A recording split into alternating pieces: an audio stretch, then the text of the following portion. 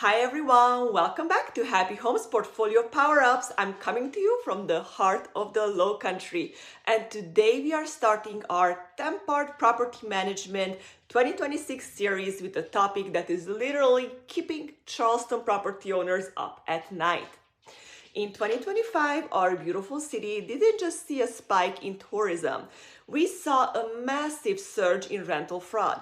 We are talking about professional tenants using AI to create pay stubs that look more real than mine and digital IDs that could fool a secret agent.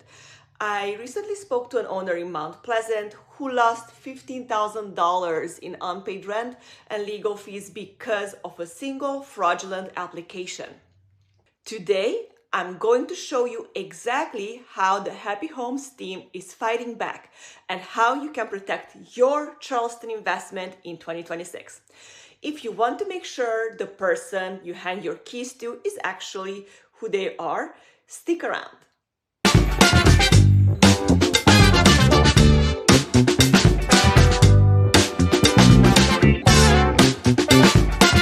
So why? Why is Charleston metro area a target? It's simple, demand. With the Boeing, Volvo, and Musk constantly bringing in new talent, our vacancy rates are low and our rents are high. For a fraudster, a $3,000 a monthly rent in Daniel Island or a bungalow in Park Circle is a high-value target. Greystar actually released data showing that fake applications in Charleston hit nearly 18% last year. That means roughly 1 out of every 5 people applying for your home might be using some sort of synthetic identification or fake documentation. Back in the day, a scammer would just use white out on bank statement. In 2026, they are using specialized AI software to generate a year's worth of perfect financial history. If you are still just eyeballing a PDF pay stub or calling a phone number provided by the applicant, you aren't just at risk. You are basically leaving your front door open. At Happy Homes, we are officially declared the PDF dead. And here's why you should too. In 2025, the FTC found that nearly half of the rental scams originated with the fake ads or fake documents on social media. Any high schooler with a laptop can edit a PDF in 30 seconds to make their income look like $100,000. Instead, in 2026, a standard of property management is source of truth verification. We don't ask for documents, we ask for connection. We use encrypted tools, things like Plaid or Finicity, to allow the applicant to securely link their bank account directly to our screening portal. We are looking at payroll deposit that match employer they claimed. No more fake letters from managers who are actually just the applicant's cousin on a burner phone. If the money didn't hit the bank account, the application doesn't move forward, period. It's about moving from guessing to knowing. Now, while we are tightening the security, we are also here to follow the legal requirements. South Carolina passed some big updates regarding rental applications recently. Under the 2025-2026 legislative updates like Bill 3462, there's a new emphasis on fee transparency.